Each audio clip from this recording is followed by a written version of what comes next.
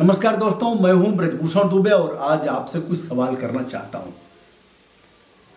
जिसका जवाब भी आपके पास होगा और इसका परिणाम क्या होगा इसके बारे में भी हम बताएंगे। आपने महसूस भी किया होगा, हो सकता है कि आप महसूस करने के बाद भी इस पर ठीक से जो कदम उठाना चाहिए आप उठा नहीं रहे हो। क्या आपके बच्चे भी लगातार मोबाइल में उलझ कर 6 घंटे तक रहते हैं, स्क्रीन पर जमे रहते हैं? जी हाँ, यदि ऐसा है और ऐसा लगभग 30% बच्चे ऐसे हैं जो भारत के जो लगातार 6 घंटे तक मोबाइल पर रहते हैं। इनकी उम्र है 6 से 13 साल। यह बड़ी भयानक स्थिति है। इनमें अनिद्रा, नींद नहीं आएगी। रात को सोते सोते उठ के बैठ जाएंगे, मोबाइल खोजेंगे, कहाँ है मोबाइल। जब तक मोबाइल नहीं मिलेगा तब तक उन्हें चैन नहीं होगा, चिड़चिड़ापन होगा, झल्लाहट होगी, बात बात पर गुस्सा करेंगे, खाना नहीं खाएंगे और निद्रा होगी, भूख में कमी आएगी।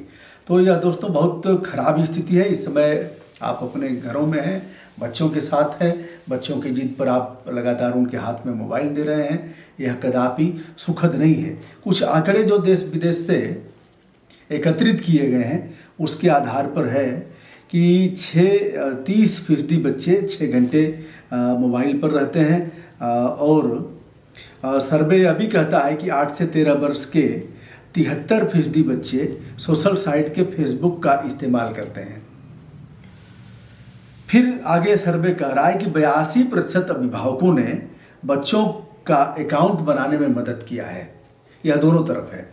अभिभावक या तो मदद कर रहा है अकाउंट बनाने में या फिर मदद उनसे ले रहा है, क्योंकि अगर अभिभावक थोड़ी अधिक उम्र का है तो उसे केवल छोटी मोबाइल चलाना जानता है कि इसका मैसेज कर लेगा, इनबॉक्स देख लेगा, आउटबॉक्स देख लेगा, सेंट बॉक्स देख लेगा, फ़ोन कर लेगा, रिसीव कर लेगा, इतना ही जानता है।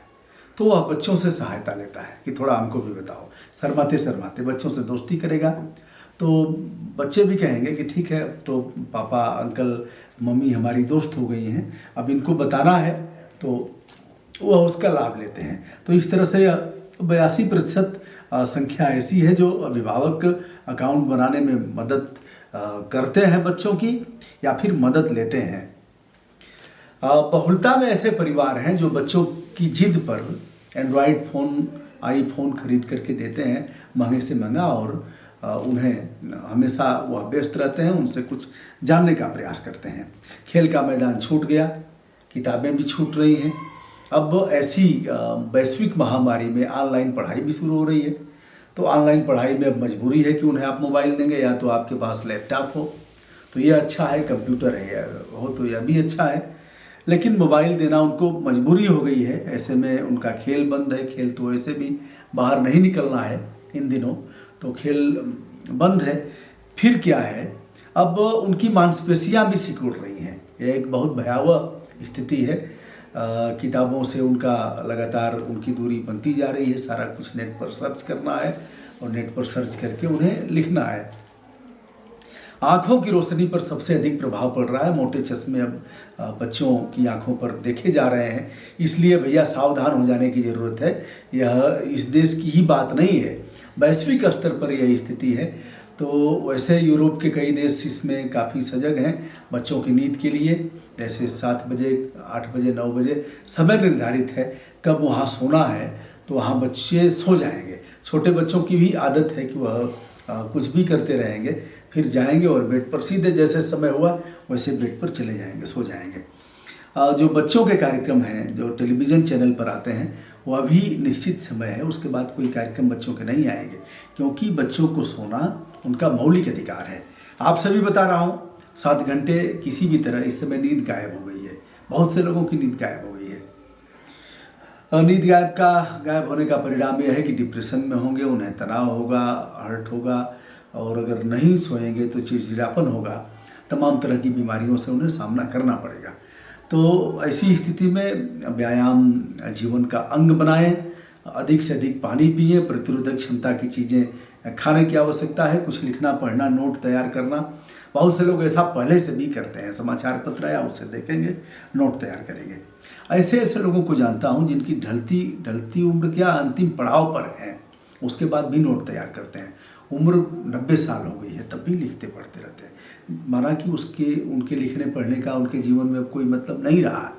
कौन देखेगा उसको यह भी नहीं पता, वह क्या कभी किताबी रूप ले पाएगा यह भी नहीं कहा जा सकता। लेकिन स्वांतः सुखाय तुलसी रघुनाथ का था। तुलसीदास जी ने कहा, इन्होंने रामचरितमानस जैसे महाकाव्य को लिखा जिसकी एक एक दोहा चौपाइयों पर लोग शोध कार्य करते हैं। तो तुलसीदास को भी उस समय पता था कि विरोध होगा, हम करेंगे। ऐसा विरोध हुआ भी, काशी में आए तो यहाँ के पंडित जी लोगों ने ही विरोध कर दिया कि कहाँ से आ गया। तो तुलसीदास जी ने अखाड़ा बनाया, उस अखाड़े को भी मैंने दिखाया था एक वीडियो में। उन्होंने कहा कि अब तो मानसिक के साथ साथ शारीरिक रूप से भी हमें ठीक रहना पड़ेगा। तो उन्होंने दंड बैठक शुरू किया, कुश्ती लड़ना शुरू किया। कितना किए होंगे मुझे नहीं पता, लेकिन उन्होंने जो अखाड़ा स्थापित किया है वो आज भी तुलसी घाट पर है। वहाँ से बड़े बड़े पहलवान निकले। तो मेरे कहने का अभिप्राय यह था कि स्वांतः सुखाय तुलसी रघुनाथ का था। अब रामायण इस समय चल रहा है और भी तमाम सीरियल चल रहे हैं, उसमें भी रहने की ज़रूरत है। 3 घंटे की कोई फिल्म देखेंगे, 2.5 घंटे की, तो भी फिल्म के बाद उसका असर क्या होगा समाज में, इसको भी लिखिए। किस पात्र के आचरण ने आपको भीतर तक अपील किया, उसको भी आप लिखिए और लोगों से बताइए। सोशल साइट पर हैं आप तो अच्छी अच्छी डालिए, दिन भर उसी में लगे रहते हैं लोग, बस हिंदू मुस्लिम चल रहा है साहब, और कोई काम नहीं है। पता नहीं, कुछ युवाओं का देखता हूँ। ठीक है, मुझे भी कहेंगे आप, लेकिन मेरा भविष्य है इसमें। मैंने उस स्तर पर एक जैसे मेहनत करके आप सभी के स्नेह से एक स्तर पर मैं ले गया हूँ, गांव से चल करके यूट्यूब चैनल और बिना किसी संसाधन के इस तरह से स्थापित करना, घूम करके बनाना वीडियो और ऐसे समाज के लिए कुछ देना। तो ठीक है, परमात्मा ने मुझे दिया 4.25 लाख सब्सक्राइबर दिया, मुझे तो बहुत है, मैं खुश हूँ। 155 देश देखते हैं और 8 करोड़ व्यू हैं अब तक, लगभग उससे ऊपर गए होंगे। तो ठीक है, इसमें भी कैरियर है, लेकिन अब दिन भर उसी में लग करके और ऊल जलूल। अब कभी कभी मैं करूँगा वीडियो, उस पर भी बताऊँगा। कई लोगों के सवाल हैं तो ऐसे बारी बारी तो जवाब दिया नहीं जा सकता, 24 घंटे भी कम पड़ जाएंगे इतने।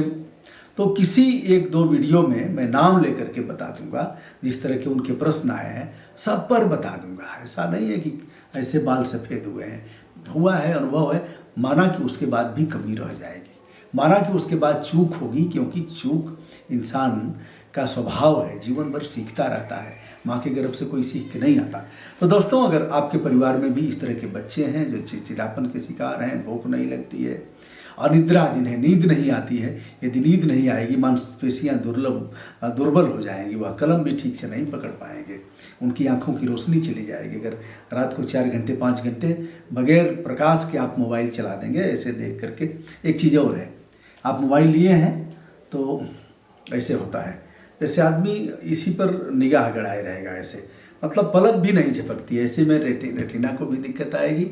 और तमाम, मैं कोई डॉक्टर नहीं हूँ, लेकिन लगातार इस समय मोटे चश्मे और जो आँखों के डॉक्टर हैं उनसे संपर्क करने के बाद यह पता लग रहा है कि यह हमारा एंड्रॉयड फ़ोन, हमारा आईफोन किस तरह से आँखों के लिए यह बहुत ही बुरा असर डाल रहा है। इससे बचने की आवश्यकता है। मैं हूँ ब्रजभूषण दुबे, यूट्यूब चैनल ब्रजभूषण मार्कंडेय से आज एक इस तरह का समाचार आपको देते हुए विनम्रता के साथ सभी को नमस्कार करता हूं।